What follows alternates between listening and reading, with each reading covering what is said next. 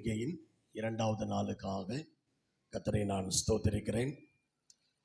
விசேஷமாக இந்த 2 நாட்களும் உங்களோடு கூட வந்து இருந்து ஊழியம் செய்ய கர்த்தர் கொடுத்த கிருபை, தயவு, இரக்கத்துக்காக கர்த்தரை நான் ஸ்தோத்திரிக்கிறேன்.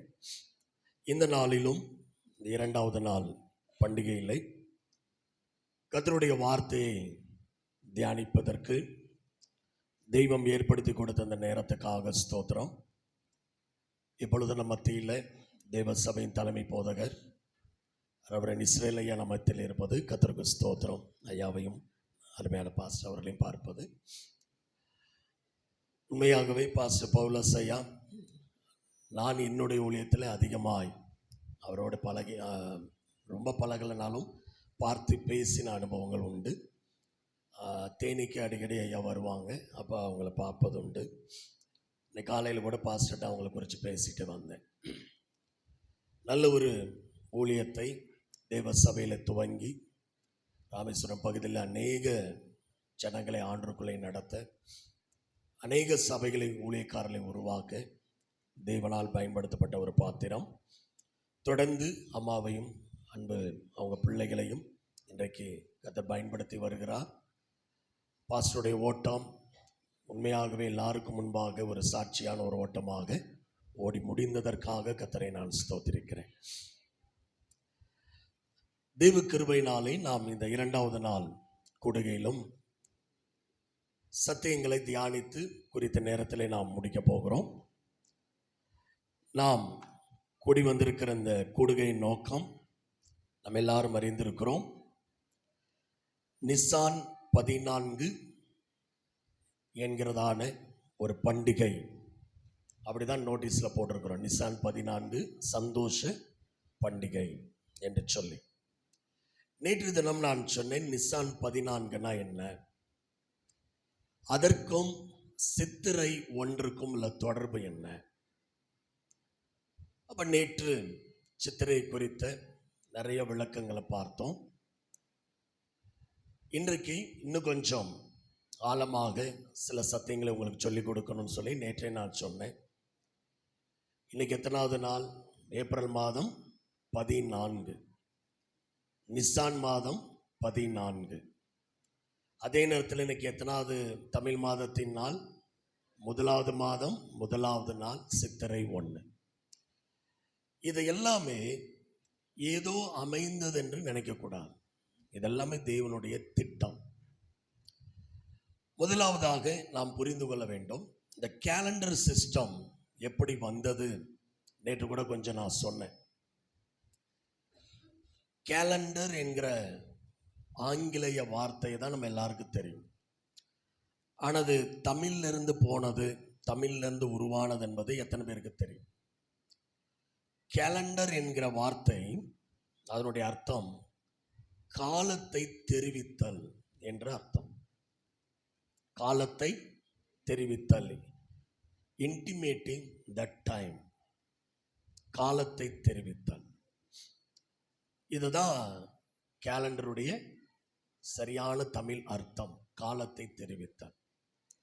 நம்முடைய தெய்வம் காலத்தின் தெய்வமாக இருக்கிறார்.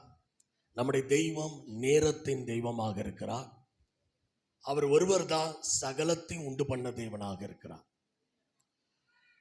எல்லாரும் நினைக்கிறோம் எபிரேய கேலண்டர் அல்லது எபிரேய மக்கள் அவர்கள்தான் முதலானவர்கள் என்று எல்லாருமே நினைக்கிறோம். ஆனால் வேதத்தை ஆராய்ந்து பார்க்கும்போது, நாங்கள் அதிகமான ஆராய்ச்சி காரியங்களில் ஈடுபடுறதுனால எங்களுடைய யூனிவர்சிட்டி மூலமாக நிறைய வேத காரியங்களை ஆராய்ச்சி பண்ணி நாங்கள் போதகர்களுக்கு என்ன செய்கிறோம், டீச் பண்ணுறதுனால தெய்வ கிருபையினால நான் PhD முடிச்சிருக்கிறேன். பல டிகிரிகள் வேதத்தில் முடிச்சிருந்தாலும் இன்றைக்கும் ஆராய்ச்சி மூலமாக புது புது சத்தியங்களை வெளிப்பாடுகள் மூலமாய் ஆவியானவர் கொடுக்கிறதை பெற்று போதிக்கிறோம். வேதம் என்பது சாதாரண புத்தகம் அல்ல, அது ஒரு பொக்கிஷம். அது மறைப்பொருள்கள் அடங்கியது. அதை தோண்ட தோண்ட உள்ள இருக்கிற பொக்கிஷங்கள் வெளியே வரும். அதனாலதான் வித்தியாசமான, யாரும் பேசிராத, கருகலான, அநேக சத்தியங்களை ஆவியானவர் மூலம் நாம் பார்த்து கொண்டிருக்கிறோம். அப்படி பார்க்கும்போது எபிரேய கேலண்டர், பழைய ஏற்பாடு ஃபுல்லாக எபிரேய கேலண்டர், அதை தான் யூத கேலண்டர் என்று சொல்லுவோம். இது எப்பொழுது ஆரம்பித்ததுன்னு பார்த்தீங்கன்னா, ஆதியாகமம் 12ஆம் அதிகாரத்துக்கு பிற்பாடு ஆபிரகாம் வந்த பிற்பாடு தான் எபிரேயர் என்கிற ஒரு கூட்டம் வந்தது. அல்லேலூயா. ஆபிரகாமுக்கு பிற்பாடு தான் எபிரேயமே உருவாகிறது. ஆபிரகாம்ல தான் எபிரேய மக்கள் வருகிறார்கள். அப்ப ஆபிரகாமுக்கு முன்னாடி இருந்தவங்கலாம் நோவா, ஏனோக்கு, இவங்கெல்லாம் யாரு? நான் ஹீப்ரு படிக்கும்போது எனக்கு சொல்லிக் கொடுத்த டீச்சர்ஸ் என்ன சொன்னாங்கன்னா, தேவன் பேசுகிற மொழி எபிரேயம். அதில் தான் பைபிளை எதில் கொடுத்துருக்கிறான்னா எபிரேய மொழியில கொடுத்துருக்கிறார் அப்படின்னு கற்றுக் கொடுத்தாங்க. கேட்க நல்லா இருந்தது. ஆனால் ஆராய்ச்சி பண்ணும்போது எபிரேய மொழி எப்போது வந்தது என்கிற ஆராய்ச்சியில் ஈடுபடும் போது ஆபிரகாம் காலத்துக்கு பிற்பாடு தான் எபிரேய மொழி வந்தது. அப்ப அதுக்கு முன்பாக பேசின மொழி எது? ஆதியாகமம் 10 பார்த்தீங்கன்னா, பூமி எங்கும் ஒரே பாஷை இருந்ததுன்னு வரும். பூமி எங்கும், அந்த பாபேல் கோபுரம் கட்டுகிற வரைக்கும் எத்தனை பாஷை தான் இருந்தது பூமியில? ஒரே பாஷை தான் இருந்தது. அதுக்கப்புறம் தான் பாபேல் கோபுரம் கட்டுகிற காரியங்களை ஆண்டவர் குழப்பும்படி அவர் என்ன செய்கிறார்? பாஷைகளை தாறுமாறாக்குகிறார். அப்படி பாஷைகள் பிரியும் போது உண்டானது ஒன்று தான் எபிரேய மொழி. ஆனா நிறைய பேர் தவறா நினைக்கிறாங்க, ஆதியிலிருந்து எபிரேய மொழி இருப்பதா. அப்ப வேதத்தை ஆராயும் போதும் வரலாற்றை ஆராயும் போதும் ஆதி மொழி, மூத்த மொழி, அதிகமான வேர் சொற்கள், அதிகமான உயிரெழுத்து நிறைந்த ஒரே ஒரு மொழி தமிழ் மொழி தான். எபிரேய மொழியில உயிரெழுத்துக்கள் கிடையாது.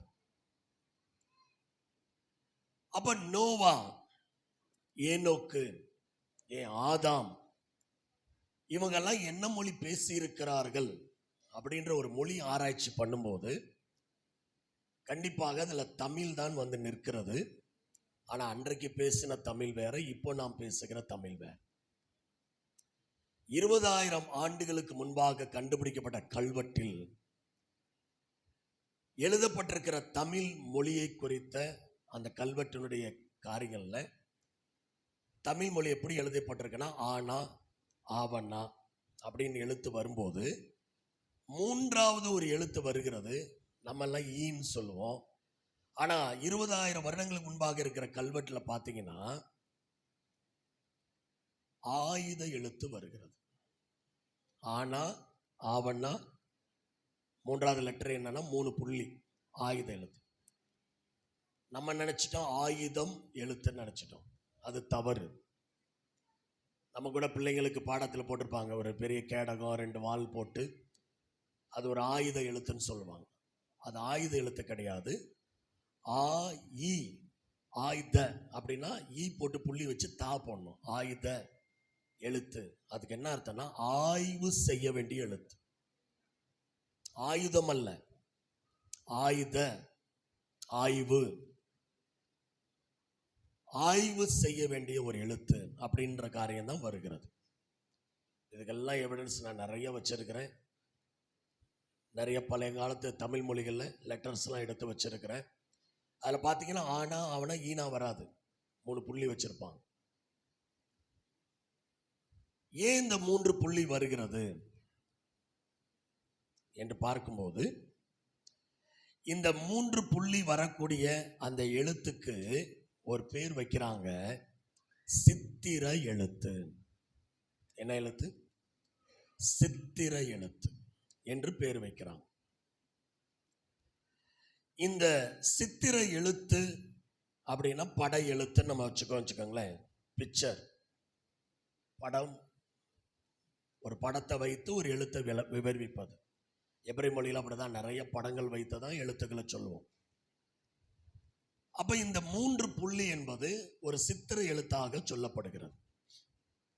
இந்த 3 புள்ளியில தான் எல்லாமே ஆரம்பிச்சது. இந்த 3 புள்ளி என்பது பிதாவையும் குமாரனையும் பரிசுத்த ஆவியானவரையும் குறிக்கிறது. அல்லேலூயா.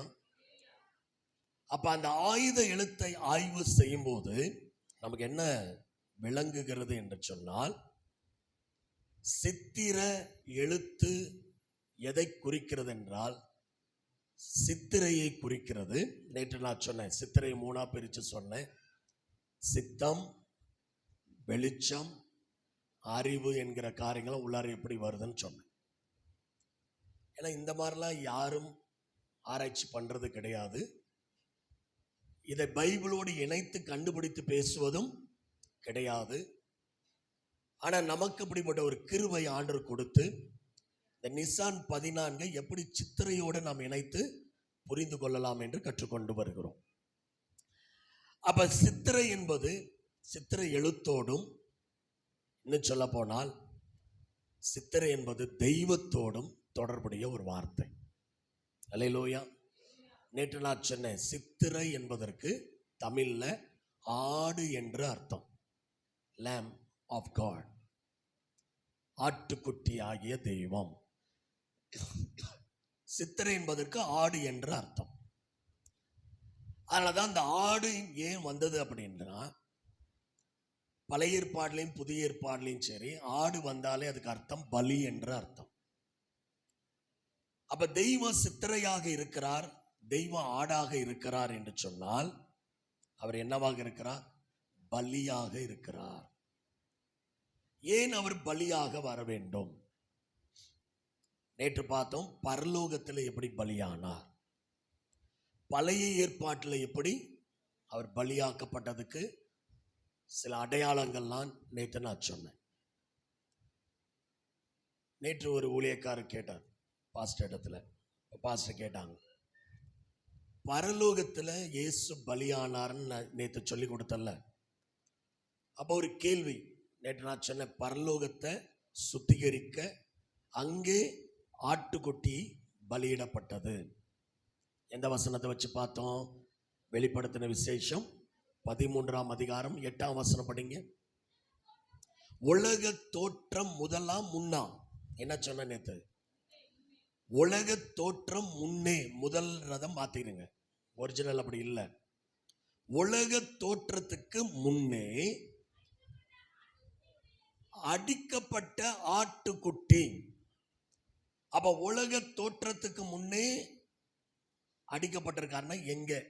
வானம், பூமி, சமுத்திரம் என்கிற உலகம் உண்டாகிறதற்கு முன்னே அடிக்கப்பட்டார்னா எங்க அடிக்கப்படுவார்? பரலோகத்துல தான். ஏன்னா அப்ப பரலோகம் மட்டும்தான் இருக்குது, இன்னும் உலகம் உண்டாகல. அப்ப உலக தோற்றத்துக்கு முன்பாக அடிக்கப்பட்டவர்னா கண்டிப்பா எங்க தான் அடிக்கப்பட்டிருக்கணும்? பரலோகத்துல. அப்ப அவங்க கேள்வி நேற்று என்ன கேட்டாங்கன்னா, பரலோகத்தை போய் சுத்திகரிக்கணுன்றாரு, பரலோகத்துல போய் கரையாயிருச்சுன்றாரு, பரலோகம் கரையாகுமா அப்படின்னு ஒரு ஊழியக்காரர் கேள்வி கேட்டார். நேற்று நான் சொன்னேன், பரலோகத்தில் இருந்த ஒரு தூதன் தான் பிசாசாக மாறினான். அப்ப பரலோகத்தில் பாவம் செய்ய முடியுமான்னு நேற்று ஒரு கேள்வி கேட்டு விளக்கங்களை கொடுத்தேன். அங்க இருக்கிற ஒரு தூதன் எப்படி தெய்வத்துக்கு விரோதமா அவன் பாவம் செய்தான். இது எசேக்கியேல் 28 2, 3, 5, 6, 7, 15, 16, 17 இந்த வசனங்கள் எல்லாம் நான் உங்களுக்கு காமிச்சேன். நீ பாவம் செய்தா என்று அந்த தூதனை பார்த்து ஆண்டவரே சொல்ற. அப்ப பரலோகத்தில் இருந்த தூதன் பாவம் செய்திருக்கிறான். அவன் மாத்திரம் செய்யல, அவனோடு ஒரு கூட்ட தூதர்களை என்ன பண்ணிட்டான்? அதுல விழ வைத்ததுனால பரலோகம் என்ன ஆனது? அவங்களால கரைப்படுத்தப்பட்டது. அதனாலதான் இயேசு பரலோகத்துல ஆட்டுக்குட்டியா, பரலோகத்துல சித்திரையா மாறி, இதே நிசான் 14 சித்திரை 1 பரலோக கேலண்டர்ல, பரலோகத்துல இன்னைக்கும் தமிழ் கேலண்டர் தான் பயன்படுத்தப்படுது, அதுதான் சித்திரை. இதே நாள்ல பரலோகத்துல எத்தனையோ ஆயிரங்கள் வருடங்களுக்கு முன்பாக பரலோகத்துல தெய்வாட்டுக்குட்டி அடிக்கப்பட்டது. அல்லேலூயா. எதற்காக நேத்து நான் எக்ஸ்பிளைன் பண்ணேன்.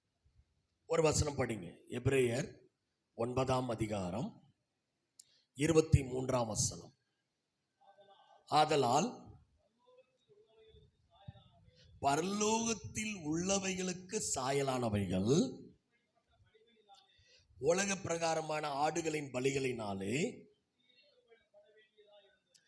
சுத்திகரிக்கப்பட வேண்டியதாய் இருந்தது. ஆனால் பரலோகத்தில் உள்ளவைகளோ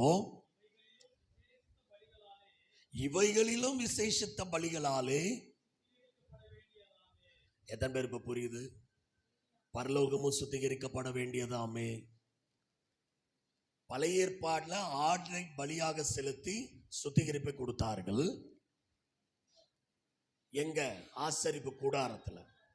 அந்த ஆசரிப்பு கூடாரம் தான் பரலோகத்தின் சாயலுக்கு ஒப்பானவைகளா இருந்தது. ஆசரிப்பு கூடாரம் அங்க பலிபீடத்துல ஆடு பலி செலுத்தப்பட்டது. லிட்டரலா ஆட்டை கொண்டு வந்து பலி செலுத்தி என்ன செய்வாங்க? சுத்திகரிப்பாங்க. ஆனா பரலோகத்தில் உள்ளவைகளோ விசேஷித்த பலியினாலே சுத்திகரிக்கப்பட வேண்டியது அவசியம். அப்ப அந்த விசேஷித்த ஆடு யாரு? நேற்று பார்த்தவங்க ஞாபகம் இருக்கா? இதுதான் வெளிப்படுத்தல் 13:8. உலக தோற்றத்துக்கு முன்னே அடிக்கப்பட்ட தேவ ஆட்டுக்குட்டி. அல்லேலூயா. எத்தனை பேர் விளங்குது? இதே சித்திரை 1 பரலோகத்துல தூதர்களுடைய கரையை நீக்க, அவர்கள் செய்த குற்றத்தினால் உண்டான கரையை நீக்க அவர் பலியாகி சுத்திகரிப்பை உண்டு பண்ணினார். அதனாலதான் நேற்று சொன்ன பிதாவுக்கும் ஆடு என்கிற வார்த்தை வரல, ஆவியானவருக்கும் ஆடு என்கிற வார்த்தை பைபிள்ல எங்கேயும் சம்மந்தப்படல. இயேசுவுக்கு மாத்திரம் ஏன் ஆடு ஆடுன்னு வந்துகிட்டே இருக்கு? அப்ப ஆடுனால என்ன அர்த்தம்? பலிமிருகம். ஆடுனாலே பலிமிருகம். அப்ப திரித்துவத்துல திரியகத்துல இருக்கிற இயேசு ஆதியிலிருந்தே பலிக்காகவே பிரிக்கப்பட்டவர். அல்லேலூயா. புதிய ஏற்பாடுல இன்னைக்கு பார்க்க போறோம் நமக்காக அவர் எப்படிப்பட்ட பலியாய் மாறினார். அப்ப பரலோகத்துல தூதர்களுக்காக என்ன செய்யப்பட்டார்? அடிக்கப்பட்ட ஆட்டுக்குட்டியாய் இருக்கிறார். அந்த இரத்தத்தினாலே பரலோகத்தில் உள்ளவைகள் சுத்திகரிக்கப்படுகிறது. பழைய ஏற்பாட்டில் எப்படி ஆதாம் செய்த குற்றத்துக்காக, ஏவாள் செய்த குற்றத்துக்காக, ஏதேன் தோட்டத்தில் உண்டான கரைக்காக ஏதேன் தோட்டத்தில் ஒரு ஆடு அடிக்கப்பட்டது. அந்த ஆட்டினுடைய தோல் உடையை எடுத்து இரத்தத்தோடு அவர்களுக்கு உடுத்தி அனுப்பினார். அல்லேலூயா. அதுவும் அங்கே ஏதேன் தோட்டத்தில் உண்டாகிற சுத்திகரிப்பு. அந்த ரத்தத்தை சிந்திட்டு அங்க சுத்திகரிச்சுட்டு அவங்களை அனுப்பிட்டு காவல் வைக்கிறார். அதுக்கப்புறம் ஈசாக்கு பதிலாக ஒரு ஆடு அடிக்கப்படுது. அப்புறம் எகிப்துல இஸ்ரவேல் ஜனங்கள் புறப்படும் போது ஒவ்வொரு குடும்பத்துக்காக ஒரு ஆட்டை தெரிந்து கொண்டு அடிச்சு அந்த ரத்தத்தை பூசினதுக்கு அப்புறம் தான் எகிப்துல இருந்து அவங்க என்ன செய்யறாங்க? விடுதலையாக்கி வெளியே வராங்க. அப்ப பழைய ஏற்பாட்டில் அடிக்கப்பட்ட ஆடுகள் எல்லாம் இயேசுவுக்கு அடையாளங்கள். அது நிழல், புதிய ஏற்பாடு நெஜம். அல்லேலூயா. எங்க யூனிவர்சிட்டி எங்க ஆராய்ச்சியின்படி சொன்னா பழைய ஏற்பாடு சிம்பிள் மீனிங், புதிய ஏற்பாடு ஸ்பிரிச்சுவல் மீனிங், பரலோகம் சீக்ரெட் மீனிங். அல்லேலூயா. பழைய ஏற்பாடு சாதாரண அர்த்தத்தை சொல்லும், புதிய ஏற்பாடு ஆவிக்குரிய அர்த்தத்தை சொல்லும், நித்திய ஏற்பாடு ரகசிய அர்த்தத்தை வெளிப்படுத்தும். இப்படிதான் வேதத்தை அறிந்து கொள்ளணும். அதான் முழுமையான சத்தியம். சும்மா ஒரு வசனத்தை எடுத்துக்கிட்டு அதுக்கு நாம கொடுக்கிற விளக்கங்கள் எல்லாம் இன்னைக்கு கள்ள உபதேசமாக மாறுகிறது. ஒரு சத்தியம் எப்போ முழுமையாகும் அப்படின்னா அதுக்கு சாதாரண அர்த்தம் சொல்ல தெரியணும், அதுக்கு ஆவிக்குரிய அர்த்தம் சொல்ல தெரியணும், அதற்குரிய ரகசிய அர்த்தம் என்னன்னு சொல்ல தெரியும். நீங்க எந்த சப்ஜெக்ட் கொடுங்க, எந்த தலைப்பு கொடுத்தாலும் அதுக்கு 3ஆ நான் பிரிச்சு காமிச்சிருவேன். அன்புக்கு சாதாரண அர்த்தம் என்ன, அன்புக்கு ஆவிக்குரிய அர்த்தம் என்ன, அன்புக்கு ரகசிய அர்த்தம் என்ன, விசுவாசத்துக்கு சாதாரண அர்த்தம் என்ன, விசுவாசத்துக்கு ஆவிக்குரிய அர்த்தம் என்ன, விசுவாசத்துக்கு ரகசிய அர்த்தம் என்ன. நம்ம வேதம், நம்ம கையில் இருக்கிற பைபிள் எத்தனை ஜென்மம் எடுத்தாலும் முழுசா படிச்சு முடிக்காத ஒரு புத்தகம். முடியாது. அது பெரிய கடல். அப்படி இருக்கும்போது நம்ம ஜீவன் போறதுக்குள்ளாக எவ்வளோ விஷயங்களை சத்தியத்தை அறிந்து அதன்படி வாழ பழகணும். யோசிச்சு பாருங்க. நிறைய பேர் பைபிளை ஒரு அதிகாரம் 2 அதிகாரம் படிச்சிட்டாலே ரொம்ப திருப்தி ஆயிடுவாங்க. நான் எத்தனை முறை பைபிளை முடிச்சேன்னு எனக்கு தெரியல. ஆனால் இன்னும் நான் சொல்றேன், இன்னும் நான் எல்கேஜி. அந்த அளவுக்கு வேதம் ஒரு பெரிய கடல். படிச்சுக்கிட்டே இருக்கணும், ஆராய்ந்து பார்த்து தியானிச்சு நிறைய சத்தியங்கள் ஆவியானவர் வெளிப்பாடு மூலமாக கற்றுக்கொண்டே கொடுத்து கொண்டே இருக்கிறார். சரி, இந்த ரகசியம் இந்த வெளிப்பாடெல்லாம் எதுக்கு? மூல அறிவை வளர்க்கவா? இல்லை. இந்த வெளிச்சங்கள் நமக்கு கிடைக்க கிடைக்க ஆண்டவர் மேல இருக்கிற விசுவாசம் அதிகமாகும், அவருக்காக வாழக்கூடிய அர்ப்பணிப்பு அதிகமாகும், அவரை சந்திக்கிற ஆவல், அதுக்குரிய ஆயத்தம் அதிகமாகும், அதுக்கேற்ற மனந்திரும்புதல் உண்டாகும். அதுக்குதான் சத்தியத்தை அறிவீர்கள், சத்தியம் உங்களை விடுதலையாக்கும். அல்லேலூயா. அப்ப இப்படிப்பட்ட கேலண்டர் அமைப்புகள்லாம் வந்து ஆரம்பத்தில் எபிரேய கேலண்டர் சொல்லி வந்தாலும் அதுக்கு முன்பாகவே தமிழ் கேலண்டர் இருக்கிறது. இன்னும் சொல்ல போனால் பரலோகத்திலேயே தமிழ் கேலண்டர் பயன்படுத்தப்பட்டு, உலகம் உண்டானதே சித்திரையில் தான், 1 தான் உலகம் உண்டானது. இப்படி நிறைய ஆராய்ச்சிகளை நாங்கள் கண்டுபிடிச்சு யூனிவர்சிட்டி மூலமாக நாங்கள் வெளியிட்டுட்டு வரோம். எல்லாத்தையும் நான் சொல்லிட முடியாத நேரம் இல்லை. இன்றைக்கு என்ன பார்க்குறோம் அப்படின்னா, நேற்று பரலோகத்தில் அடிக்கப்பட்ட ஆட்டுக்குட்டியை பார்த்தோம், பழைய ஏற்பாட்டில் அடிக்கப்பட்ட ஆட்டுக்குட்டியை பார்த்தோம். இன்றைக்கு புதிய ஏற்பாடும் ஆட்டுக்குட்டியானவர், புதிய ஏற்பாடும் ஆட்டுக்குட்டியும். இந்த நிசான் 14 அல்லது நிசான் 14 நமக்கு ஏப்ரல் 14, தமிழ் மாதத்தில் சித்திரை 1. இன்றைக்கு தான் வேத ஆராய்ச்சியின் வெளிச்சத்தின்படி இயேசு பிறந்ததும் இயேசு மரித்ததுமான நாளாக இருக்கிறது. அல்லேலூயா. இதை சொன்னா நிறைய பேர் ரொம்ப யோசிப்பாங்க, என்ன இவர் கள்ள உபதேசம் பண்றார். உண்மையா குட் ஃப்ரைடே தான் கள்ள உபதேசம். நேற்று அதை நான் விளக்கினேன். இயேசு குட் ஃப்ரைடே அன்னைக்கு மரிக்கவே இல்லை. நிறைய கிறிஸ்தவங்களுக்கு அது புரிய மாட்டேங்குது. குட் ஃப்ரைடே அன்னைக்கு மரிச்சா எப்படி ஞாயிற்றுக்கிழமை உயிர் தள்ளுவார்? 3 நாள் வந்துருச்சா? எப்படி 3 நாள் கணக்கு வரும்? ஏற்கனவே இயேசு யோனாவை அடையாளமா சொல்லிட்டார். யோவான் 12, 38, 39, 40 அவருடைய மரணம் அடக்கம் உயிர்த்தலுக்கு யோனாவை அடையாளமா சொல்லிட்டார். அப்ப யோனா மீனின் வயிற்றில் 3 இரவு 3 பகல் இருந்தது போல் மனுஷகுமாரனும் 3 இரவு 3 பகல் கல்லறையில பூமியின் இருதயத்தில் இருப்பார். வெள்ளிக்கிழமை மதியானம் மரிச்சார்னா, வெள்ளிக்கிழமை சாயங்காலம் அடக்கம் பண்ணா, சனிக்கிழமை ஃபுல் டே மாத்திரை இருந்துச்சுன்னா, ஞாயிற்றுக்கிழமை அதிகாலையில் உயிர் தெழுந்துட்டான்னா எத்தனை இரவு எத்தனை பகல் வருது? எங்க காட்டுங்க 3 இரவு 3 பகல். அப்ப எது கள்ள உபதேசம்? இத்தனை ஆண்டு காலமா கிறிஸ்தவத்தில் குட் ஃப்ரைடே என்று பிசாசு சொன்ன அந்த கள்ள உபதேசத்தை நம்பிக்கொண்டிருக்கிற கிறிஸ்தவங்க மத்தியில இயேசு குட் ஃப்ரைடே அன்னைக்கு மரிக்கல, அவர் மரித்தது புதன்கிழமை. இது நான் மட்டுமில்லை, எங்க யூனிவர்சிட்டி மட்டுமில்லை, உலக ரீதியாக நிறைய ஆராய்ச்சிக்கு இப்போ வந்து கொண்டே இருக்கிறது. ஆனால் 21 வருஷமா நாங்க தான் இதை சொல்லிட்டு இருக்கிறோம். இப்பதான் நிறைய ஆராய்ச்சிகள் பண்ணி கண்டுபிடிக்கிறாங்க. அப்ப இயேசு மரித்தது புதன்கிழமை என்று எடுத்துக்கொண்டால் மட்டும்தான் 3 இரவு 3 பகல் வரும். இதுக்கு வேதத்தில் நான் விளக்கங்களை காட்ட முடியும். இப்ப அதுக்குள்ள போக நேரம் இல்லை. இப்ப என்ன சொல்ல வரேன்னா, இயேசு மரித்ததும் இயேசு பிறந்ததும் ஒரே நாள். அதான் பார்க்க போறோம். டிசம்பர் 25 இயேசு பிறக்கல, குட் ஃப்ரைடே அன்னைக்கு இயேசு மரிக்கல. அவர் பிறப்பும் இறப்பும் சித்திரை 1. ஏன் சித்திரை என்றால் ஆடு, அது ஆட்டோடு இணைக்கப்பட்ட ஒரு வார்த்தை.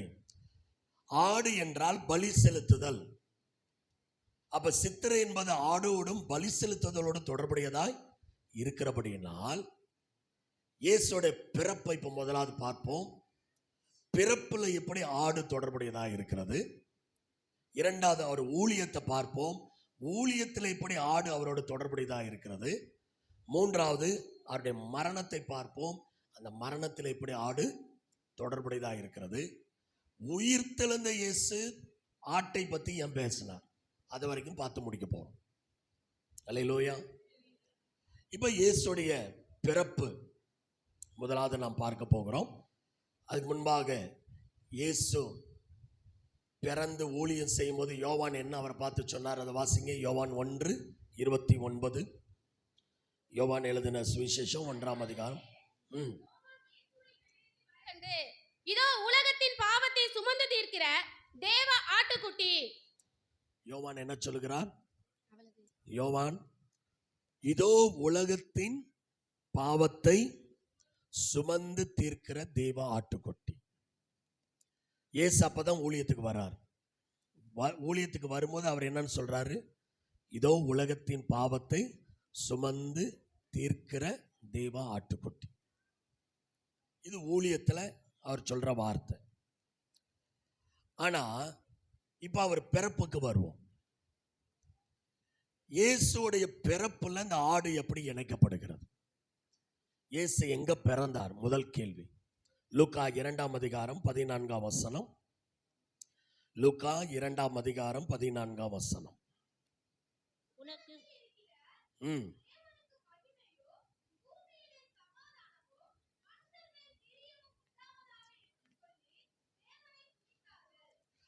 11ஆம் வசனம் படிங்க.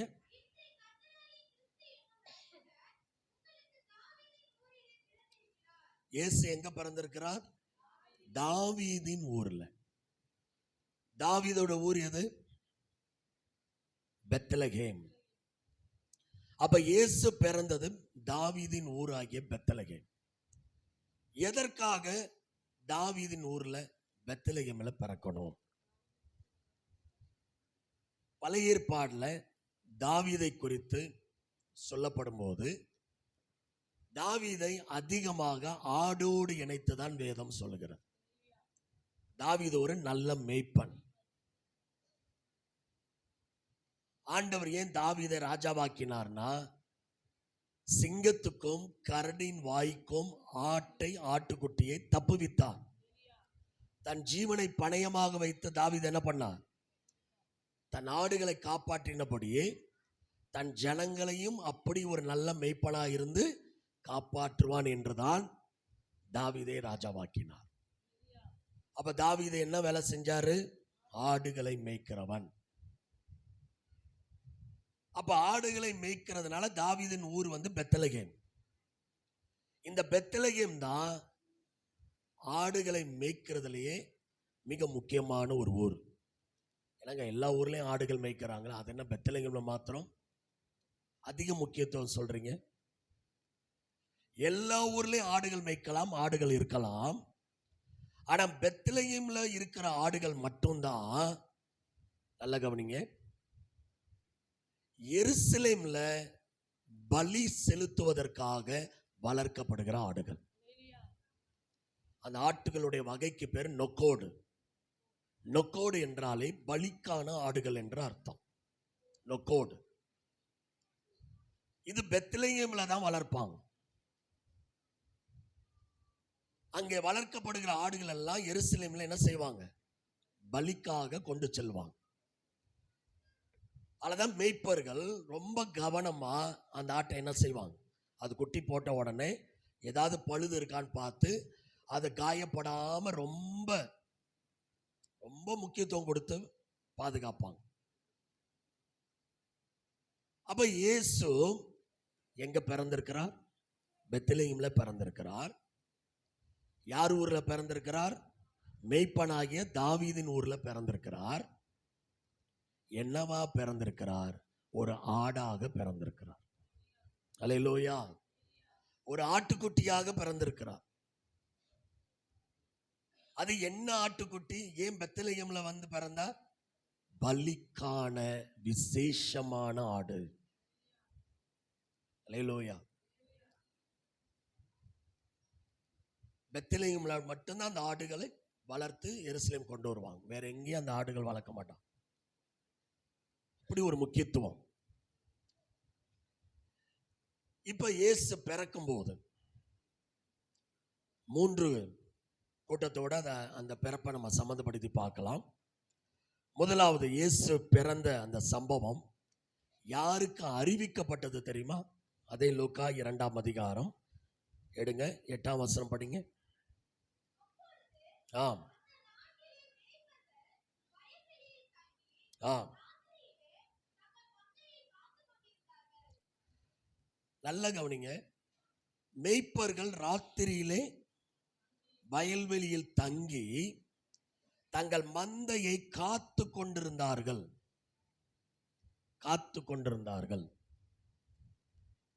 இதை வைத்து முதல்ல டிசம்பர் 25 இல்லைன்னு சொல்லிடலாம். ஏன்னா குளிர்காலத்துல ஆடுகளை வெளியவே விட மாட்டான். நம்ம ஊர்லயே டிசம்பர் ஜனவரில அவ்வளவு குளிர் இருக்கும். எருசலேம் எப்படிப்பட்ட இடம்? மலைகளும் பள்ளத்தாக்குகளும் நிரம்பிய தேசம், அதிக குளிர் இருக்கும். அப்ப டிசம்பர் ஜனவரில அவங்க கண்டிப்பா வெளியே வரமாட்டாங்க, ஆடுகளை வெளியே மேய்க்க மாட்டாங்க. அப்ப இது என்ன காலகட்டங்கன்னு பாத்தீங்கன்னா மார்ச் டு ஏப்ரல். எக்ஸாக்டா சொன்னா நிசான் 14, நிசான் 13 இரவு அவங்க மந்தையை காத்து கொண்டிருக்கிறாங்க. ஏன்னா நிசான் 14 நாளைக்கு தொடங்கிருச்சுன்னா அந்த ஆடுகளை கொண்டு போய் எருசலேமிலே பலிக்காக விற்க வேண்டும். அவங்க மந்தை மேய்க்கல, மந்தையை காத்து கொண்டிருந்தார்.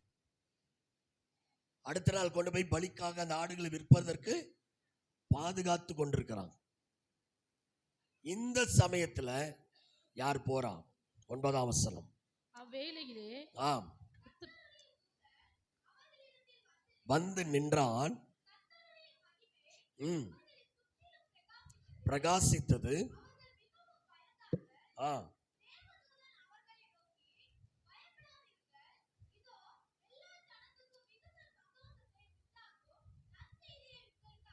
எல்லா ஜனத்துக்கும் மிகுந்த சந்தோஷத்தை உண்டாக்கும் நற்செய்தியை உங்களுக்கு அறிவிக்கிறேன். எதுக்காக மேய்ப்பொருள்கிட்ட போய் அறிவிக்கணும்? எல்லா ஜனத்துக்கும் சந்தோஷம் உண்டாக்குற நற்செய்தி இவங்களுக்கு போய் ஏன் சொல்லணும்? நம்ம என்ன நினைச்சிருப்போம்? இவங்க கிட்ட சொன்னா இவங்க மேய்ப்பர்கள் போற இடத்துல எல்லாம் சொல்லிடுவாங்க. இல்ல, இன்னொரு அர்த்தம் இருக்குது. இல்ல, அதெல்லாம் பின்னாடி வருவோம். எதற்காக மேய்ப்பரிடத்துல போய் தூதன் இப்படி யார் பிறந்திருக்கிறா? 11ஆம் வசனம். இன்று கர்த்தராகிய கிறிஸ்து என்னும் இரட்சகர் உங்களுக்கு தாவீதின் ஊரிலே பிறந்திருக்கிறார். உங்களுக்கு தாவீதின் ஊரிலே பிறந்திருக்கிறார். அவங்களுக்கு என்ன புரிஞ்சது தெரியுமா? இந்த மிகுந்த சந்தோஷத்தை உண்டாக்க நற்செய்தினா என்ன தெரியுமா? ஏன் இந்த பண்டிகை சந்தோஷ பண்டிகைன்னு போட்டிருக்கோம் தெரியுமா? மெய்ப்பொருளுக்கு அவ்வளவு சந்தோஷம் வந்தது காரணம், நம்ம பலிக்கான ஆடுகளை ஒவ்வொரு வருஷமும் கரெக்டா 1 வயசு முடியணும். அந்த பலிக்கான ஆடுக்கு 1 வயசு, அந்த குட்டி வந்து 1 வயசு முடியணும். அதை பார்த்து பார்த்து அந்த 1 வருடம் காயமே இல்லாம ரொம்ப பாதுகாப்பா வளர்த்து போய் எருசலேம்ல கொடுப்பாங்க, விற்பாங்க. அதையும் வாங்கி ஆசாரிகள் திருப்பி திருப்பி பார்த்து நல்லா இருந்தா மட்டும்தான் எடுத்துக்கொள்வாங்க. அப்ப மற்ற ஆடுகளை வளர்ப்பதற்கு இந்த ஆடுகளை வளர்ப்பதும் ஒரு பெரிய வேலை. சின்ன காயப்பட்டாலும் நஷ்டம், ஒண்ணுமே பண்ண முடியாது. அந்த ஆடு வந்து ஒரு 5000 ரூபாய்க்கு போகுது பலி ஆடுன்னா, காயப்பட்டுருச்சுன்னா 1000 ரூபாய்க்கு கூட போகாது. அப்ப மேய்ப்பொருளுக்கு என்ன அர்த்தம்?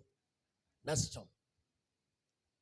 அப்ப அவங்க வேற வழியே இல்லை, இந்த ஆடுகளை மேய்த்து பாதுகாத்து வருஷத்துக்கு ஒரு தடவை விற்கிறதுக்காக அவங்க படுற பாடுகள், சிரமங்கள், இதுக்கு இடையில மிருகங்கள் வந்து அடிக்கிறது, பீறுகிறது, அந்த ஆட்டுக்குடி துள்ளி போய் எங்கேயாவது கல்லுல விழுந்து காயப்படுறது, இவ்வளவும் அவங்க பாதுகாக்கணும். பெரிய வேலை. இப்ப அவங்களுக்கு என்ன தெரியுமா நற்செய்தி? இனி பலிக்கான ஆடுகள் தேவையில்லை, ஒரே ஒரு பலிக்கான ஆடு பிறந்து விட்டது. இயேசு என்னும் இரட்சகர், இயேசு என்னும் ரட்சிப்பை கொடுக்கிற பலியாடு பிறந்து விட்டார். மேய்ப்பர்களுக்கு ஒரே சந்தோஷம், இனி பலியாட வளர்க்க வேண்டிய அவசியம் இல்லை, பலி நிறுத்தப்பட போகிறது. இயேசு ஒருவரே பலியாக போகிறார். ஒரே தரம் அவர் பலியாகி எல்லா பலியை நிறுத்த போகிறார். எவ்வளவு பெரிய நற்செய்தி தெரியுமா? பழைய ஏற்பாடுல எத்தனை தப்பு பண்ணாலும் ஒரு ஆட்டை கொண்டு வந்து பலி கொடுக்கணும். நேற்று தப்பு பண்ண ஒரு ஆடு, இன்னைக்கு தப்பு பண்ண ஒரு ஆடு, நாளைக்கு தப்பு. அவன் ஆடு வாங்கியே ஒட்டாண்டியா போயிடுவான் போல. ஒன்று பாவத்தை விடணும், இல்லைன்னா பணத்தை விடணும். அவ்வளோ கஷ்டப்பட்டு தான் பலி செலுத்துவாங்க. இல்லை கியூவில் நிற்கணும். பாவத்தையும் விட முடியல, பலி செலுத்தவும் ஆடு வாங்க முடியல. என்னடா வாழ்க்கை நொந்து நூடுல்ஸ் ஆகியிருந்த காலத்தில் இயேசு கிருபாதார பலியாய் வந்து எல்லா பலியை நிறுத்தி நான் ஒரே தரம் பலியாக்கப்பட்டேன் என்பதை வெளிப்படுத்தினார். பாருங்க, மேய்ப்பர்களுக்கு ஒரே சந்தோஷம், எல்லா ஜனத்துக்கும் மிகுந்த சந்தோஷத்தை உண்டாக்க நற்செய்தி. எத்தனை பேர் இப்ப புரியுது?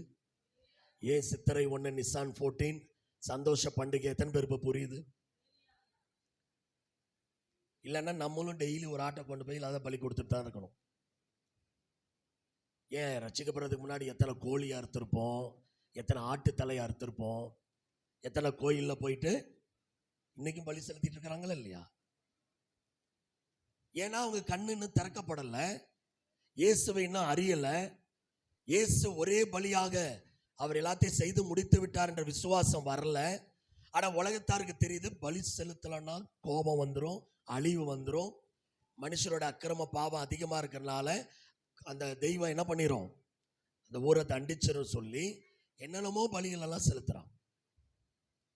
ஆனா இயேசு ஒரே பலியாய் நமக்காக சிலுவையில அடிக்கப்பட்ட அந்த ரத்தத்தினால எவ்வளவு பெரிய மீட்பை, ரட்சிப்பை, விடுதலை கொடுத்திருக்கிறார் என்பதை என்றைக்கு நீங்களும் நான் அறிந்து கொண்டோமோ உண்மையாவே நம்மளாம் பாக்கியவான்கள். உண்மையாகவே இந்த தேவ சபையில வந்து உட்கார்ந்திருக்க அந்த ரத்தம் தான் நமக்கு உதவி செய்தது. அப்ப இயேசு என்னவாய் பிறந்திருக்கிறார்? ரட்சகர். இயேசுனா என்ன அர்த்தம்? ஏங்க அவர் பிறப்புல ரட்சிப்பு என்ற வார்த்தை வருது, ரட்சகர் என்ற வார்த்தை வருது? மத்தேயு 1:21 வாசிங்க. அவருக்கு இயேசு என்று பேரிடுவாயாக, ஏனெனில் அவர் தமது ஜனங்களின் பாவங்களை நீக்கி அவர்களை ரட்சிப்பார் என்றார். அப்ப இயேசு என்று ஏன் பேரிடணும்? ஜனங்களின் பாவங்களை நீக்கி ரட்சிப்பார். இயேசு பிறந்தப்போ அவருக்கு பேர் வைக்கிறாங்க இயேசுன்னு. இயேசுன்னு பேர் வச்சுட்டு அதுக்கு விளக்கம் என்ன கொடுக்குறாங்க தெரியுமா? இந்த குழந்தை, இயேசு என்கிற இந்த குழந்தை சீக்கிரம் மரிக்க போகுது அப்படின்னு சொல்றாங்க. அல்லேலூயா. பிறந்த நாள்லயே மரணத்தை பத்தி பேசப்பட்ட ஒரே குழந்தை இயேசு மட்டும்தான். அதனாலதான் சொல்றேன், இயேசுவின் பிறப்பும் இயேசுவின் மரணமும் ஒரே நாள். எல்லாரும் இன்னைக்கு குழப்பிக்கிட்டே இருப்பாங்க. எத்தனை வருஷம் இயேசு இருந்தார்? 33 வருடம் 6 மாதம். எங்க இருக்கு பைபிள்ல? 30 வயது ஆகும்போது ஞானஸ்நானம் எடுத்தான்னு யோவான்ல தெளிவா இருக்கு. 3 வருடங்கள் ஊழியம் பண்ணாருன்னு வசனம் தெளிவா இருக்கு. அப்ப 33 வயது பூர்த்தி ஆகும் போதுதான் அவர் மரிக்கிறார். எப்ப பிறந்தாரோ அப்ப மரிச்சாதான் 33 வயது பூர்த்தி ஆகும். அல்லேலூயா. அப்ப இயேசு எப்ப பிறந்தார் தெரியுமா? இந்த சம்பவத்தின்படி பஸ்கா பண்டிகையின் அன்னைக்கு பிறந்தார். பழைய ஏற்பாடுல இஸ்ரவேல் ஜனங்களை எகிப்திலிருந்து புறப்பட பண்ணும்போது ஆடுகளை ஒரு வீட்டுக்கு ஒன்னாக தெரிந்தெடுத்து என்ன செய்யணும்னாரு மோசே? பலியிடுங்கள் சொல்லிட்டு ஒரு பேர் வைக்கிறாரு.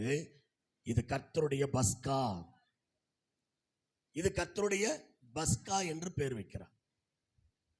அன்றைக்கு தான் எகிப்துல இருந்து அவங்க புறப்படுறாங்க. இரவுல அந்த ஆட்டை அடித்து ரத்தத்தை பூசி அன்றைக்கு இரவு எகிப்துல இருந்து புறப்படுறாங்க.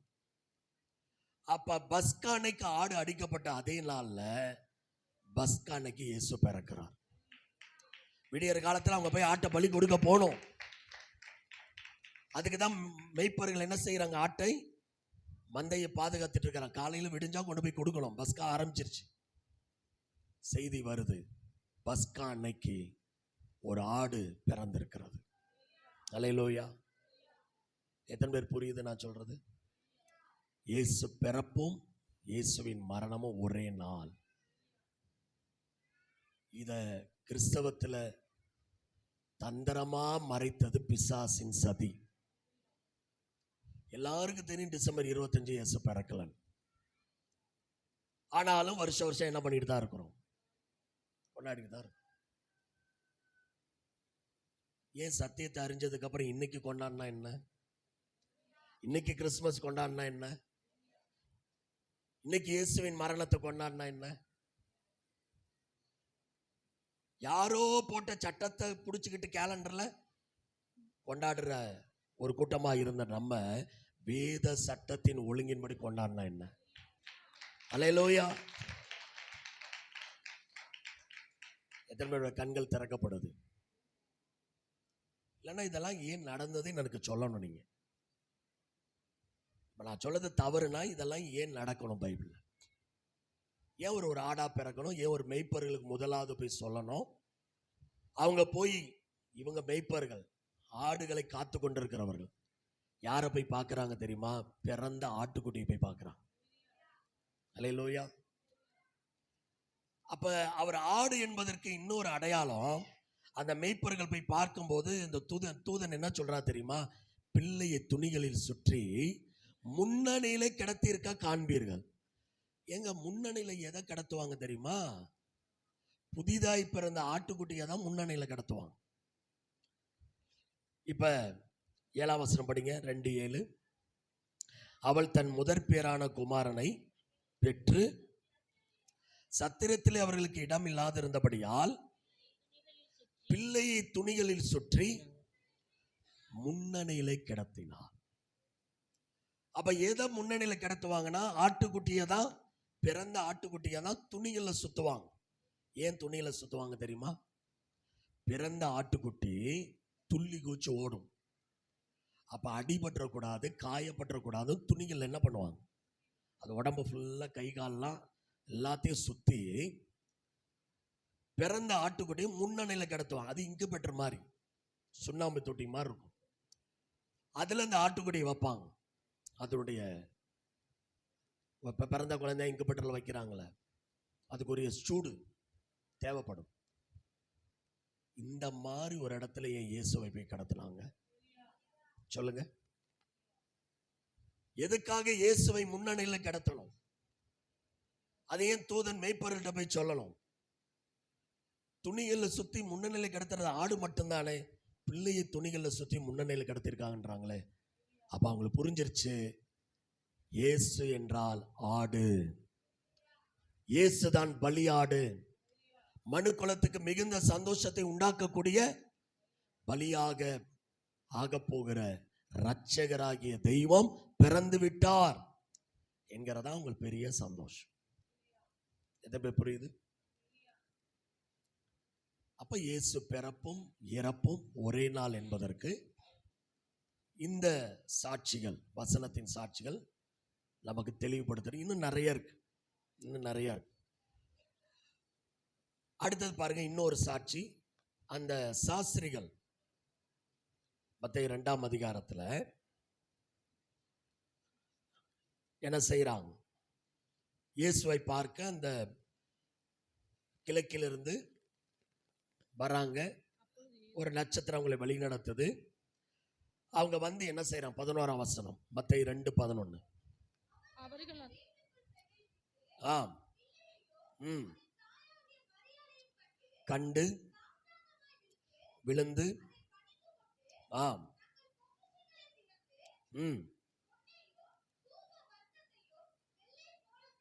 ஆம். எதுக்காக இந்த 3 சாஸ்திரிகளும், 3ன்னு சொல்ல முடியாது, அட கிழக்கிலிருந்து சாஸ்திரிகள் வந்தார்கள். அந்த 3 பரிசு பொருளை வைத்து நம்ம என்னன்னு சொல்றோம்? 3 சாஸ்திரிகள் வந்திருக்கிறாங்க. இவங்கெல்லாம் பயங்கரமான ஆராய்ச்சியாளர்கள். இவங்க எதற்காக 3 பரிசு பொருளை கொண்டு வரணும்? அதுல 3 பரிசு பொருள்ல பிறந்த பிள்ளைக்கு எதுக்காக வெள்ளை போளம் கொண்டு வரும்? வெள்ளை போளம் எப்ப தெரியுமா பயன்படுத்தப்படும்? ஒரு நபர் மரித்தப்ப அடக்கத்துக்கு பயன்படுத்தப்படுவது. ஒரு ஸ்திரீ வெள்ளைக்கல் பரணி எடுத்து ஊத்தி ஆண்டவருடைய கால்களை துடைக்கும் போது யூதாஸ் ரொம்ப நல்ல வார்த்தையை சொல்வார். 300 பணத்துக்கு விற்கலாம், 1 வருஷம் சம்பளம். இப்படி வேஸ்ட் பண்றாங்க. அப்ப ஆண்டு சொல்லுவா, இந்த ஸ்திரீ என்னை அடக்கம் பண்ணுவதற்கு எத்தனமா இதை பண்ணுகிறார். அப்ப வெள்ளை போலம் அடக்கத்தோடு மரணத்தோடு தொடர்புடைய ஒரு பொருள். ஏன் பிறப்புல கொண்டாந்து சாஸ்திரிகள் அதை கொடுக்கணும்? நம்மெல்லாம் பிறந்த குழந்தைக்கு யாராவது கொண்டு போயிட்டு, தப்பா எடுத்துக்காதீங்க, யாரும் செய்ய மாட்டோம், அந்த மாதிரி மரணத்தில் பயன்படுத்த ஏதாவது கொண்டு போய் வைக்கிறோமா? ஆனா தெரியாம வச்சுக்கிட்டு தான் இருக்கிறோம். இன்னைக்கு கேக்கு மேல கேண்டில் வச்சு ஊதுறீங்கல்ல, கேக்க வெட்டுறீங்கல்ல, இதுக்கெல்லாம் என்ன அர்த்தம்னு நீங்க போய் கண்டுபிடிங்க. இதெல்லாம் பயங்கரமான அர்த்தங்களுக்கு இப்ப நான் சொல்ல நேரம் இல்லை. ஒண்ணு கேண்டில் வச்சீங்கன்னா அணைக்காம கட் பண்ணுங்க.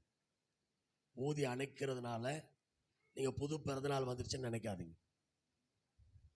இதெல்லாம் யார் கண்டுபிடிச்சு எப்படி வந்ததுன்னு புரியல. இதெல்லாம் இது ஒரு இருளின் ஆதிக்கம். அப்ப இந்த சாஸ்திரிகள் கூட மரணத்தோடு சம்பந்தப்பட்ட காரியத்தை கொண்டு வர.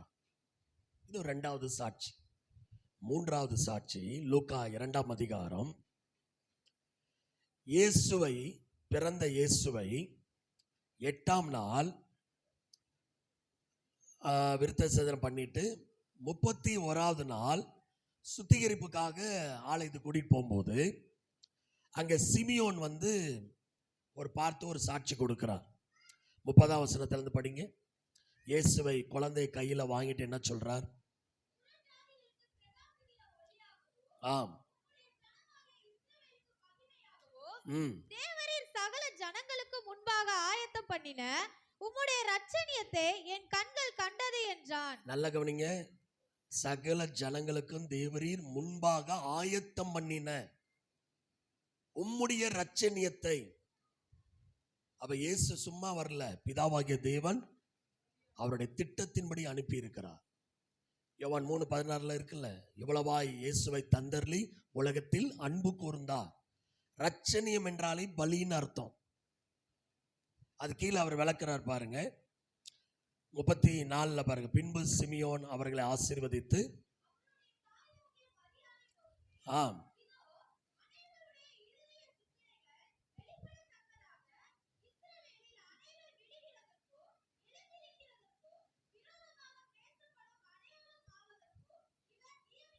இவர் நியமிக்கப்பட்டிருக்கிறார்.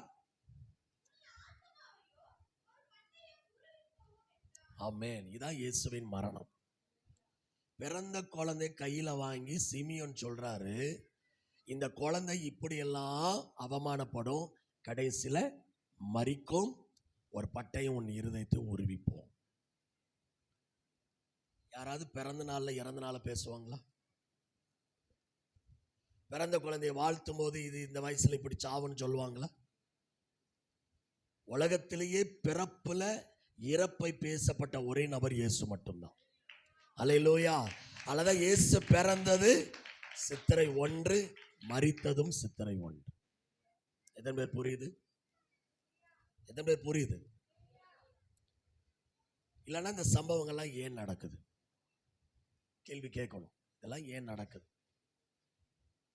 இயேசுவோட வாழ்க்கையில நடந்த எல்லா சம்பவங்களும் ப்ரீ பிளான். பிதாவாகிய தேவன் முன்பாகவே திட்டம் பண்ணி என்ன பண்ணியிருக்கிறார்? ஒவ்வொரு இன்ச் பை இன்ச்சா நடத்தி இருக்கிறார். எதுவுமே ஆக்சிடென்டல் கிடையாது, ப்ரீ பிளான். அப்ப இயேசுடைய பிறப்புல இந்த வசன ஆதாரங்கள்லாம் நம்ம பார்த்தோம். ஆட்டோட பிறப்பு சம்பந்தப்பட்டே வருகிறது, பலியோடு சம்பந்தப்பட்டே வருகிறது. இப்ப இயேசு ஊழியம் செய்கிறார். 3 வருஷம் ஊழியம் பண்ணார்ல. ஊழியம் பண்ணும்போது அவருடைய செய்தியில பாத்தீங்கன்னா ஆடுகளை தான் நிறைய பேசுவார். காணாமல் போன ஆட்டு பத்தி லூக்கா 15 பேசுவார். யோவான் 10 நானே நல்ல மேய்ப்பன், என் ஆடுகள் என் சத்தத்தை அறியும் அப்படின்னு ஆடுகளை பத்தி பேசுவார்.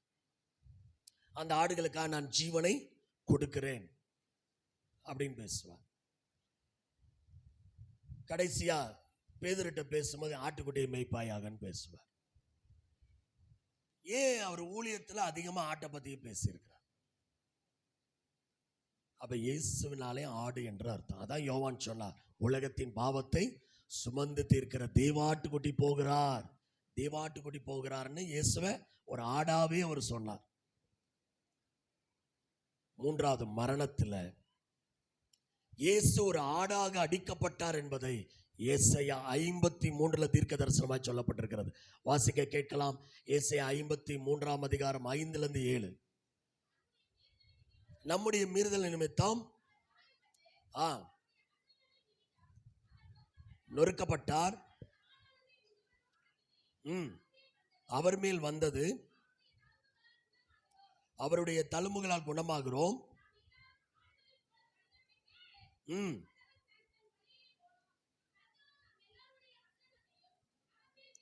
இயேசுவின் மேல் விழப்பண்ணினார், இருந்தார், தம்முடைய வாயை அவர் திறக்கவில்லை.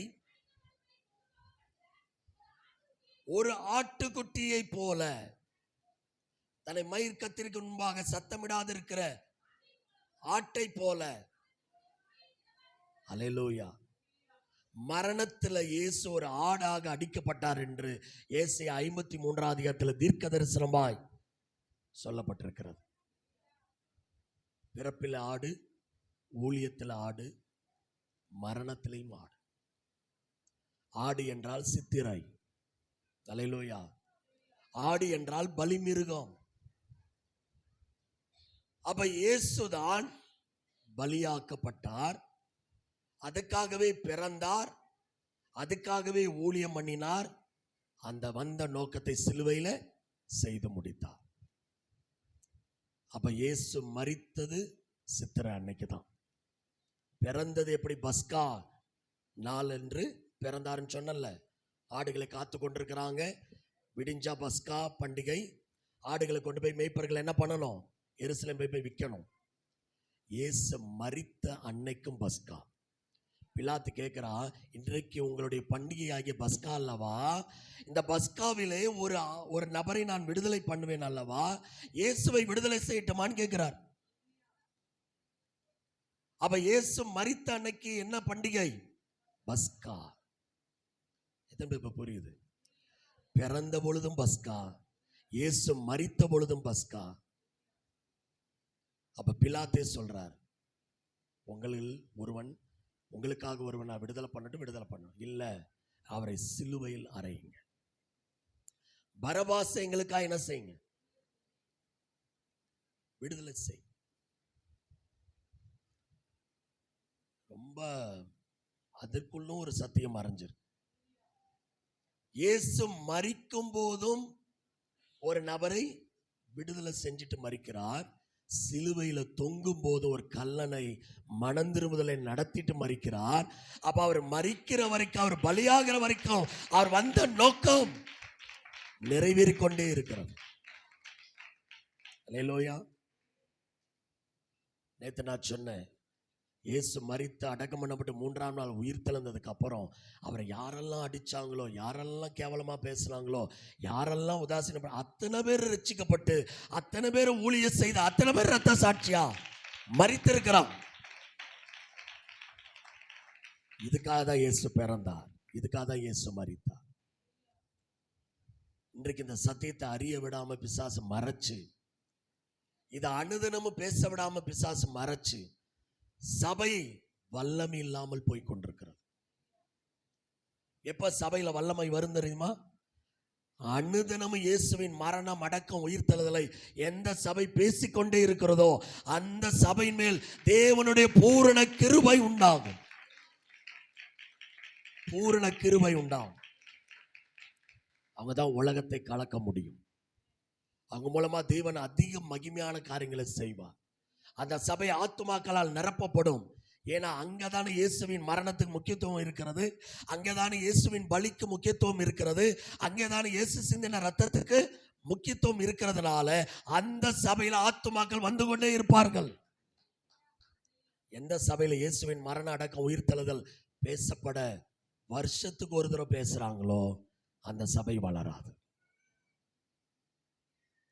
அதனால இந்த கூட்டம் போதாது, அடுத்த முறை நாங்க வரும்போது இந்த சபை 3 மடங்கு பெருகி இருக்கணும். அல்லேலூயா. அதுக்கு தான் நேற்று சுவிசேஷம் எப்படி சொல்லுவதுன்னு நான் சொல்லி கொடுத்தேன். சுவிசேஷம்னா என்ன, அந்த சுவிசேஷத்தின் ஒளி அப்படின்னா என்ன, அது எப்படி ஒரு நபருக்குள்ள போகும், முதல்ல அந்த ஒளி நம்மகிட்ட இருக்கா, இதை நேற்று மாலையில பார்த்தோம். அப்ப எந்த சபை சுவிசேஷம் அறிவிக்கிறதோ அந்த சபை தான் உயிருள்ள சாட்சி நிறைந்த சபை, இயேசுவுக்கு உயிருள்ள சாட்சியுள்ள சபை. அப்ப நம்ம தேவ சபை சீக்கிரத்துல அநேக புதிய ஆத்மாக்களால் நிரப்பப்பட வேண்டும். எதற்காக? நம்ம பெரிய சபைன்னு காட்டுறதுக்கல்ல, நரகத்துக்கு போற ஜனங்களை எல்லாம் விடுவித்து அவர்களை பரலோக ராஜ்யத்துக்கு திசை திருப்புற ஒரு சபையா கர்த்தர் இந்த தேவ சபையை வைத்திருக்கிறார். அதுக்கு தான் இந்த சத்தியங்களை நம்ம அறிய வேண்டும். சத்தியத்தை அறியாம இப்படி வைராக்கியமா ஊழியம் பண்ணுவோம். சத்தியத்தை அறிஞ்சாதானே ஆத்தும பாரம் வரும். சத்தியத்தை அறிஞ்சாதானே ஜனங்களுக்கு என்ன சொல்லணும்னு தெரியும். இல்லைன்னா இயேசுகிட்ட வாங்க உங்க தலைவலி குணப்படுத்துவார், இயேசுகிட்ட வாங்க கடன் அடைப்பார், இயேசுகிட்ட வாங்க கார் தருவார். இதுவா சுவிசேஷம்? இயேசுவின் மரணம் அடக்கம் உயிர்த்தெழுதல் பேசுவதா சரியான சுவிசேஷம். பவுல் 1 கொரிந்தியர் 15:1-3 அதை தான் சொல்றார்.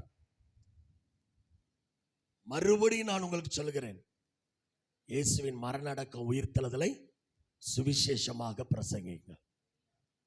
அதுதான் சுவிசேஷம். அப்ப இயேசு பிறப்பும் இயேசுவின் மரணமும் ஒரே நாள். அல்லேலூயா. அவர் பிறந்ததை மரிக்கிறதுக்கு தான். பிறந்த நோக்கம் ரட்சகரா, மரித்த நோக்கம் ரட்சிப்புக்காக. அதனால்தான் பார்க்கிறோம் 1 யோவான் 4:10 வாசிக்கிறோம். 1 யோவான் 4:10 முடிச்சிடுறேன். நாம் தேவனிடத்தில் அன்பு கூர்ந்ததினால் அல்ல, அவர் நம்மிடத்தில் அன்பு கூர்ந்து நம்முடைய பாவங்களை நிவர்த்தி செய்கிற கிருபாதார பலியாக பிதா தன்னுடைய குமாரனை அனுப்பினதினாலே அன்பு உண்டாயிருக்கிறது. அல்லேலூயா. பிதா இயேசுவை கிருபாதார பலியாக அனுப்பினாராம். நிறைய பலிகள் இயேசுவோட தொடர்புடையது. ஏசாயா 53 குற்ற நிவாரண பலின்னு வரும். இங்கே யோவான் சொல்லுகிறார் கிருபாதார பலி. ஏன் கிருபாதார பலி? அதுக்கு என்ன அர்த்தம்னா கிருபையின் ஆதாரமாகிய பலின்னு அர்த்தம். கிருபையின் ஆதார பலி. அப்ப இயேசுடைய மரணத்துல என்ன வெளிப்பட்டதுன்னா கிருபை. எதற்காக அந்த கிருபை? எபேசியர் 2:8. எபேசியர் 2:8 வாசிக்கலாம். கிருபையினாலே விசுவாசத்தை கொண்டு. அப்ப கிருபை எதற்காக கொடுக்கப்படுதுன்னா ரட்சிப்புக்காக. பழைய ஏற்பாட்டில் கிரியை தான் ஒரு மனிதனுடைய குற்றத்தை மன்னிக்கும், ஆட்டை கொண்டாந்து பலி செலுத்தணும். புதிய ஏற்பாட்டில் அவர் கிருபாதார பலியா மாறினதுனால அவரை விசுவாசித்தா அந்த கிருபையினாலே நீங்களும் நானும் ரட்சிக்கப்படுகிறோம். நம்ம குற்றங்கள் மன்னிக்கப்படுகிறது. நாம் பலி செலுத்தணும் அவசியம் இல்லை. சில சொல்லுவாங்க வீடு கட்டுறோம் கண்டிப்பா இன்னத்தை செலுத்தணும், ஏதாவது ரத்தத்தை சிந்தினாதாங்க இந்த வீடு கட்டும் போது யாருக்கு எந்த ஆபத்தும். எங்க சபை மக்கள் நிறைய பேர் வீடு கட்டும்போது அந்த இன்ஜினியர் கொத்தனார் இவங்கள்ட்டெல்லாம் நான் சொல்றது வழக்கம். மேக்சிமம் அவங்க ரட்சிக்கப்பட்டவங்களை வச்சு தான் நாங்கள் பண்ணுவோம். அப்போ நான் பல இடங்களில் அஸ்திபாரம் போடும்போது ஜெபம் பண்ணுவேன். நீங்கள் பயப்படாதீங்க, எந்த ஆடும் கோழி ரத்தமும் இங்கே தேவையில்லை, ஒரே ஒரு ரத்தம் போதும். எல்லா பாதுகாப்பும் அந்த ரத்தத்தில் இருக்கு, எல்லா ஆசீர்வாதமும் அந்த ரத்தத்தில் இருக்கு. அந்த ரத்தத்தை இப்ப நான் இங்க தெளிச்சு ஜெபம் பண்ண போறேன். எந்த ஒரு குறையும் இந்த வீட்டுக்கு வராது அப்படின்னு இயேசுவின் ரத்தத்தை தெளித்து ஜெபம் பண்ணும். அல்லேலூயா. நமக்கும் உலகத்துக்கு வித்தியாசம் இருக்கணுங்க. உலகத்தாருக்கு ரத்தம் சிந்தினா பாதுகாப்புன்னு நினைக்கிறாங்க. ஒரு ஆட்டையோ ஒரு கோழியோ ரத்தம் சிந்திட்டா பாதுகாப்பு, நமக்கு எந்த தீங்கும் வராது. அந்த அறிவுல வாழ்ற மக்களுக்கு முன்னாடி நம்ம எவ்வளவு விலையேறப்பட்ட அறிவை பெற்றிருக்கிறோம். ஒரே ரத்தம் சிந்தப்பட்டு விட்டது. அந்த ரத்தத்தை விசுவாசிச்சா போதும், அந்த ரத்தம் சகல பாவங்களை நீக்கி நம்மை சுத்திகரிக்க வல்லமை உள்ளது. அப்ப சித்திரை நிசான் 14 எவ்வளவு பெரிய சந்தோஷத்தின் பண்டிகை. எத்தனை பேர் மகிழ்ச்சியா இருக்கு? நம்ம பாவம் மீறுதல் அக்கிரமம் மன்னிக்கப்பட நம்ம எதையுமே செய்யல. ஒன்னே ஒன்று செஞ்சோம், விசுவாசித்தோம். அவர் கிருபையை நம்பினோம். அவர் கிருபையினாலே விசுவாசத்தை கொண்டு ரட்சிக்கப்பட்டோம். தேவ சபையில வந்து உட்கார்ந்து இருக்கிறோம். அல்லேலூயா. நமக்காக சிந்தப்பட்ட அந்த ரத்தத்துக்கு என்ன பேர் தெரியுமா? 1 பேதுரு 1:19 வாசம் முடிப்போம். 1 பேதுரு 1:19 குற்றம் இல்லாத 1, மாசற்ற 2 ஆட்டுக்குட்டியாகிய கிறிஸ்துவின் விலையேறப்பெற்ற ரத்தம். இங்கேயும் ஆட்டுக்குட்டின்னு வருது பாருங்க. குற்றம் இல்லாத 1, மாசற்ற 2, விலையேறப்பட்ட ஆட்டுக்குட்டியின் ரத்தத்தினாலே நீங்கள நானும் மீட்கப்பட்டிருக்கிறோம். அல்லேலூயா. அப்ப பிறந்த இயேசு ஆடாக பிறந்து பஸ்கா அன்னைக்கு அதே இயேசு ஆடாக மரித்தார். அதனாலதான் இயேசுவுக்கு ஒரு பேர் வைக்கிறார் பவுல். 1 கொரிந்தியர் 5 பவுல் ஒரு பேர் வைக்கிறார் பாருங்க. 7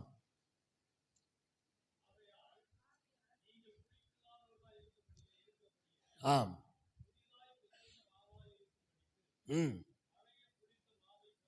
கழித்து போடுங்கள், ஏனெனில் நம்முடைய பஸ்காவாகிய கிறிஸ்து நமக்காக பலியிடப்பட்டிருக்கிறாரே. இயேசுவுக்கு ஒரு பேர் என்ன தெரியுமா? பஸ்கா. நம்முடைய பஸ்கா. இயேசுனா பஸ்கான்னு அர்த்தம். பவுலுக்கு எவ்வளவு பெரிய வெளிப்பாடு பாரு. பஸ்காவிலே பிறந்தார், பஸ்காவிலே மரித்தார். அந்த இயேசுதான் நம்முடைய பஸ்கா. அப்ப பிறப்பும் இறப்பும் ஒரே நாள். பிறந்ததும் பஸ்கா, மரித்ததும் பஸ்கா. அந்த இயேசுதான் நம்முடைய பஸ்கா. அப்ப நம்ம கொண்டாடணுமா இல்லையா? நம்ம கொண்டாடணுமா இல்லையா? அப்ப டிசம்பர் 25 குட் ஃப்ரைடே இப்படி எல்லாம் இன்னைக்கு பிரிச்சு முக்கியத்துவம் தெரியாம அன்னைக்கு ஒரு நாள் மாத்திரம் பேசிட்டு மறந்து போயிட்டு, அதுதான் சபையில வல்லமை இல்லை, அபிஷேகம் குறைவா இருக்கு, அற்புதங்கள் நடக்கல, தெய்வத்தால் வல்லமையா பயன்படுத்த முடியல. இனி இயேசுவின் மரணடக்கம் உயிர்த்தல் டெய்லி தியானிச்சு பாருங்க, டெய்லி பேசி பாருங்க, டெய்லி அறிவித்து பாருங்க. அந்த பஸ்கா நம்மை இரட்சித்தவர் நம்மை கொண்டு அநேகரை இரட்சிப்பார், அநேகரை மீட்பார், அநேகரை சுத்திகரிப்பார். ஒரு பெரிய கூட்டம் வருகைக்காக ஆயத்தப்படுத்தப்படும். மரித்த இயேசு 3ஆம் நாள் உயிர்த்தெழுந்தும் பேதுருட்ட வந்து ஆட்டுக்குட்டியை மேய்ப்பாயான்னு கேட்டார். இன்னைக்கும் அந்த ஆடுகளா இருக்கிற நம்ம மேல் கரிசனையா இருக்கிறார். அல்லேலூயா. அப்ப அவர் பலியான மாதிரி நம்ம சபையில ஆடுகளா இருக்கிற நாமும் பலியா ஒப்பு கொடுக்கணும். அவர் கிருபாதார பலி, குற்ற நிவாரண பலி, நீங்கள் நானும் ஜீவ பலியா ஒவ்வொரு நாளும் ஆராதனையில ஒப்பு கொடுக்கணும். அல்லேலூயா. இதை செய்யும் போது நம்முடைய ஆவி, ஆத்மா, சரீரம் 1 தெசலோனிக்கர் 5:23 படி ஆண்டவர் வருகிற வரைக்கும் காக்கப்படும். எப்படி அந்த ஆடு மேய்ப்பர்கள் காயப்படாம பாதுகாத்து வந்தார்களோ, ஆண்டவர் வருகிற வரைக்கும் நாம் ஒரு ஆடா இருப்பதனால் அவர் வருகிற வரைக்கும் குற்றமில்லாத இரத்தத்தினால் கழுவப்பட்டு, மாசற்ற இரத்தத்தினால் கழுவப்பட்டு, வெளியேறப்பட்ட இரத்தத்தினால் கழுவப்பட்டு, வெளியேறப்பட்ட மணவாட்டி சபையா அவருடைய வருகைக்கு எதிர்கொண்டு போக நாம் ஆயத்தப்பட வேண்டும். அதனாலதான் நம்மையும் ஆடு என்று வேதம் சொல்லுகிறது. எத்தனை பேருக்கு இந்த சத்தியம் பிரயோஜனமா இருந்தது? அல்லேலூயா. எத்தனை பேருக்கு மகிழ்ச்சியா இருக்கு இன்றைக்கு சித்திரை 1 இயேசுவின் பிறப்பும் இறப்பும் ஒரே நாள் என்று சொல்லி? அதனால இனி இந்த நாளை முக்கியத்துவப்படுத்துவோம். இந்த விசேஷத்தை எல்லாருக்கும் அறிவிப்போம். சத்தியத்தின்படி பேசும்போது, வசனத்தின் அடிப்படையில் பேசும்போது யாராலையும் மறுப்பு சொல்ல முடியாது. இல்லைன்னா இந்த பஸ்காவை பற்றி எனக்கு சொல்லுங்க. ஏன் அவர் பிறந்த போதும் பஸ்கா வருது, மரிக்கும் போதும் பஸ்கா வருது? அப்போ அந்த 6 மாத கணக்கு எங்கே போச்சு? ஒருவர் பிறந்து அதே வருடத்தில் மரிக்கும் போது தானே முழுசா வரும். ஒரு வருடம் வரும், அதே நாளில் மரிச்சா தானே. அப்போ இயேசு 33 வயதில் மரிக்கிறார்னா 32 பஸ்காவை பார்த்திருக்கிறார். பிறந்ததுலேருந்து பஸ்காவுக்கு போயிருக்கிறார். 12 வயதில் காணாமல் போனார்ல, அதுவும் ஒரு பஸ்கா. லூக்கால் அடிச்சு படிச்சீங்கன்னா தெரியும். 32 வயசு வரைக்கும் பஸ்காவுக்கு எருசலேம் போயிருக்கிறார். 33வது வயதில் அவரே பஸ்காவாய் மாறிவிட்டார். நம்முடைய பஸ்கா நமக்காக பலியிடப்பட்டிருக்கிறார். நன்றி சொல்லி கண்களை மூடி நாம் ஜெபிக்கலாம். ஆண்டவர் முகத்தை நோக்கி பார்ப்போம். கிருபாதர பலியாக, கிருபையினால் ரட்சிப்பை உண்டாக்கக்கூடிய பலியாக இந்த நாள், இதே போல ஒரு நாள் நம்ம இரட்சகர் இயேசு பிறந்தார். சித்திரை 1 நிசான் 14 அன்றைக்கு 2000 வருஷத்துக்கு முன்பாக இயேசு இதே நாளில் பிறந்தார். 33 வருடங்கள் கழித்து இதே நாளில் மரித்தார். அந்த சித்திரையாகிய ஆடாகிய இயேசுவை நாம் சொந்த தெய்வமாக, சொந்த இரட்சகராக, கிருபையினால் ரட்சிக்கப்பட்ட ஒரு கூட்டமாக, அவர் நிமித்தம் பிதாவின் குடும்பத்தில் பிள்ளைகளாக, இயேசுவின் சரீரத்தின் அவயவங்களாக, ஆவியானவருடைய ஆலயத்தின் தூண்களாக தெய்வம் நம்மை மாற்றினதுக்காக எல்லாரும் கரங்களை தட்டி தெய்வனை ஸ்தோத்திரம் பண்ணி அவரை மகிமைப்படுத்துவோம். ஆமென். எல்லாரும் எழுந்து நின்று கர்த்தரை துதிப்போமா, கர்த்தரை மகிமைப்படுத்துவோம். கரங்களை தட்டி எல்லாம் எழுந்து நின்று கொஞ்ச நேரம் இயேசு கிறிஸ்துவுடைய பிறப்பு